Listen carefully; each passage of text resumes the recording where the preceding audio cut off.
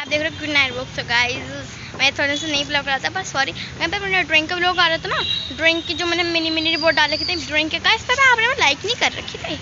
Guys ऐसे क्यों करते हो आप, लाइक नहीं करते मेरी जो भी वीडियो पे, वो थोड़ा लाइक्स कर दो कि बस। गाइस पूरे लाइक्स क्यों नहीं करते, आपको लाइक्स करना चाहिए। और गाइस बहुत गर्मी पड़ चुकी है, सारे जो भी अपने यूट्यूबर्स होंगे वो सारे अपने नानी के घर पर चले गए होंगे। गाइस मैं अभी नहीं गई, कहीं मैं जाऊँगी तो आप पक्का दिखाऊंगी, इस बार तो पक्का ही दिखाऊंगी। अब गाइस मेरे अब ना सारे ब्लॉग आएंगे, अब मेरे सारे गाइस। अब तो मेरे मिनी ब्लॉग भी आएगा, और ये जो होते ना बड़े वाले ब्लॉग्स, तो गाइस वो भी आया करेंगे प्रोसेस। नाराज मत होना गाइस प्लीज़। और वीडियो पर लाइक, इस वीडियो पर लाइक भी कर देना गाइस, फॉलो भी अपने आप कर लेना आप खुद ही।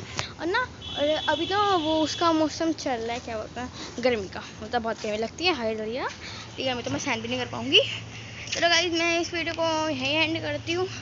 तो आप खुश रहना, I love you, bye guys.